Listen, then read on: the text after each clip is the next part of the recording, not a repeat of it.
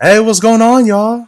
I don't know why I did my intro like that, but hey, what's up, guys? It's X again, and originally, the last couple weeks, I was actually planning on making my trades video that I did last year. Last year, I did trades involving Rondo, George Hill, who else? Jeremy Grant, and obviously, those trades ended up not becoming a reality. But that's neither here nor there. This year, I'm gonna kind of take it a different direction. I'm gonna involve a trade. A trade. No, I'm gonna actually evaluate the trades this time around. So instead of me doing trade proposals because there are so many early, it's gonna be way too late for me to do a trades video on my own. I decided to let's evaluate some of the trades. So here's video number one. I don't know why I said it like that. But what y'all see on my screen here is Norman Powell in an LA Clipper uniform. Now, last week, after the Trailblazers lost to the LA Lakers, Norman Powell obviously dropped 30. And then I think a couple of days after, we got a nullify from Woj that said that the LA Clippers are going to trade Eric Bledsoe, Keon Johnson, Justice Winslow for Norman Powell and Robert Covington. Obviously, Covington wearing Lou Will's number is not something that Clipper fans are gonna really adjust to because Lou Will was a fan favorite, and the fact that they gave Lou Will's number to Rocco is just like, damn, that's a punch in the stomach. At least give him Paul Pierce's number because I don't think anyone else wears number 34 on the Clippers. I think the last player to wear that was Tobias when Tobias was with LA prior to the Philly trade. But we don't need to get into that. So I'm gonna mainly evaluate what the trade means for the Clippers. Obviously, the trade for the Clippers means that they really want to set themselves up not only for when PG returns, but for next year as well. Because remember, if y'all look at it closely, Norman Powell did sign a 5-year extension with Portland during the 2021 offseason. I don't know why the hell I stuttered there. While the Clippers did lose initially the first two games since the Norman Powell trade, they lost to the Bucks, and then they lost to today against the Memphis Grizzlies.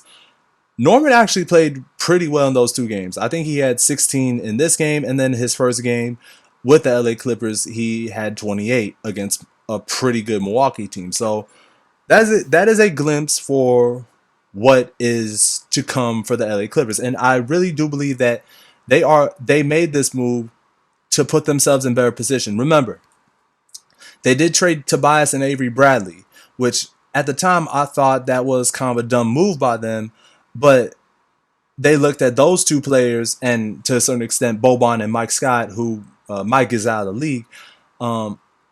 They looked at those guys as expendable, and they knew they could get something bigger and better out of that trade, and obviously they did. They got Paul George and Kawhi Leonard. And furthermore, they let those three players, the ones from the 2018-19 squad, I'm talking about Pat Bev, Lou Will, and Montrez, they let Montrez go to my team, and then we traded him to Washington to get Russ. That really hasn't worked out for us, by the way. They did trade Lou Will midseason back to his hometown Atlanta, and then during the offseason, Patrick Beverley was traded to the Timberwolves for basically Eric Bledsoe. So if you think about that, all those players that I named, Tobias, Avery, Boban, Lou Will, Pat Bev, Montrez, those guys that made LA an attractable destination, or at least the Clippers are an attractable destination, are all gone. And you get, boom, this guy right here. And a really good 3-and-D player in Robert Covington. Now, why did the Clippers make this trade? Well, partially I explained one part of it, but the main reason why they had to make this deal was because Eric Bledsoe, since that opening game against Golden State where he actually played well, he had 22 points that game, and I think he was hitting damn near all his shots. He looked like he was going to be a reliable option. But Bledsoe, since then, he has been a roller coaster. Like, I think Bledsoe has always been a roller coaster. That's why the Bucks traded him for Drew Holiday, and the Bucks won a championship out of that. And Eric was supposed to be a distributor and another option that you can pair with PG. Now, obviously, Luke Kennard has been amazing from three. Terrence Mann, Terrence Mann, I'm really disappointed in because the guy has Drew Holiday type potential. I see a lot of dog in Terrence Mann, but the dog doesn't want to come out of Terrence Mann, if you know what I mean. But they needed to get someone that can provide an extra scoring boost because Reggie Jackson and Marcus Morris. Now, we saw what the two did in Detroit together. They got swept by LeBron. So those two being your best options, yeah, you're not going far. You're not going as far as you think. But in Norman's case, I know he had Fred VanVleet and Pascal Siakam and OG Anunoby, but he was one of the reasons why Toronto was the second best team in the East that year. And obviously, you had Kyle Lowry on the team as well. This was after the Kawhi trade. So you had those guys and Marc Gasol and Serge Ibaka. They were the second best team in the East. And he was one of the reasons why the Raptors went to Game 7 with a Boston team that I did pick the Celtics to beat them. I'm not going to lie. I did pick the Celtics. But Norm, along with Fred and OG and all those guys, helped keep the series competitive. And they fought as long as they needed to. And Norm was actually, in that 2019-20 season, he was a very solid scoring punch next to all those guys I mentioned.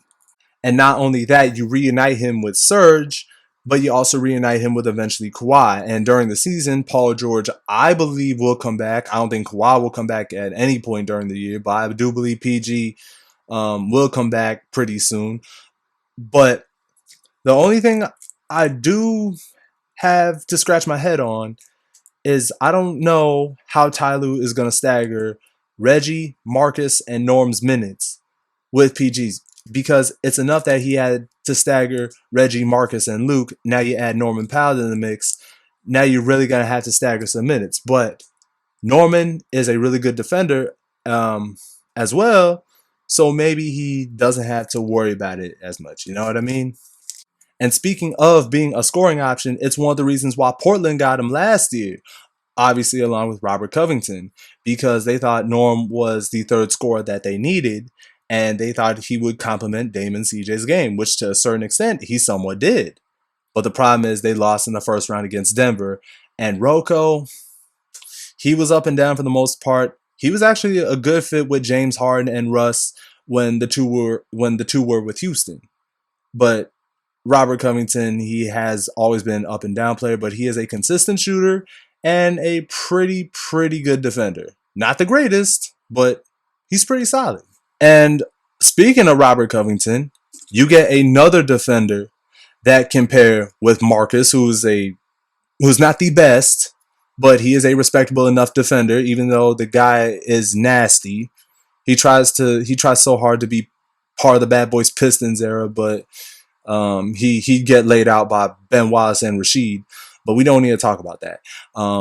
You have Batum, who's a good defender. Serge, who can still ball even at his advanced age, and Norman Powell obviously is a good defender. So you give them an extra defensive outlet, and obviously you have the big kahunas in Kawhi and PG. I guess what I'm trying to say is that this trade really benefits the Clippers, especially going into next year, because obviously we see what the Warriors and Suns are doing right now. They are dominating the league, and this Clipper team is showing that, listen, we don't care if Kawhi and PG are out. We are still going to lay ourselves out there every single night and give ourselves a chance to win, and we will do it by any means necessary. And that is why they are not in 13th place, because think about it, a lot of teams, if their two stars are out, because we saw this with the Warriors a couple of years ago, they would just throw in the towel and basically make it a tryout year for next year's roster or the 2021-22 season. But the Clippers, because they do have one of the best coaches in the business in Ty Lue, they are still competing hard every night. Even in their blowout losses, they still try to find ways to compete every night. It's just that, well, the other team makes shots. What else are you going to do, right? But this trade signifies that they want to win now. And Norm and Rocco are going to be really huge pieces for this Clipper team later on. Now, the only thing I really want to ask, and I'm curious to what y'all think. Let's say PG and Kawhi come back. Who are you going to bench? I don't think you should bench Reggie because he's been a solid starting point guard. Now, would it help if the Clippers get, I don't know, a John Wall to pair with Reggie? Maybe. But I think it's between Norman Powell and Marcus Morris Sr. One of them is going to have to come off the bench because obviously the two cannot start once both Kawhi and PG come back next year. So that is something Ty Lue does have to figure out. Okay, which one of you three are going to, or because I think Reggie's the long-term starting point guard, or maybe the two guard if they do get a John Wall. But it's going to be between Norman Powell and Marcus Morris if I'm Ty Lue. Which one is going to come off the bench? And if you ask me, I do have a hunch that leans more towards Norman Powell coming off the bench, which would actually not be bad. He could fill the Lou Will role. And we all know how Lou Will played when he was with the Clippers. Now, I will be going more in depth about the Portland Trailblazers in my next vid, talking about the CJ McCollum trade to the New Orleans Pelicans. But I will make one final point about what it could potentially mean, or what it obviously means for the Portland Trailblazers. So they're making it clear that the Trailblazers are past their peak. After what we saw from them in the 2019 conference finals, they tried to make it competitive the last two seasons, but it just hasn't worked out. They did get Melo, and he actually had a great resurgence from there, and he's actually playing great with my Lakers right now. But I thought adding Norman Powell and Robert Covington would help give them a boost, especially in that Denver series, but they flat out sold their bags. And CJ was not helping them either, but I do believe he will help New Orleans be competitive in the long run, because New Orleans is in the play-in tourney as we speak. I think they're currently the 10th seed, if I'm not mistaken. So I think CJ will really help out Brandon Ingram and Zion if healthy. But it's becoming more and more clear that the Blazers are heading into rebuild mode. So that is my quick take on the CJ McCollum trade to the Pelicans within 2 minutes. I will be going more in depth about it more than I hope tomorrow, but I am a busy guy.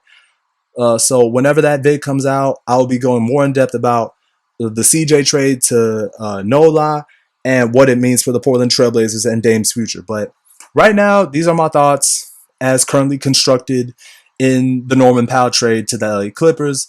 I want to know what you guys think. Do you think this will really help LA in the long term? And do you think Norm and Rocco will be solid pieces for their deep playoff run potentially next year?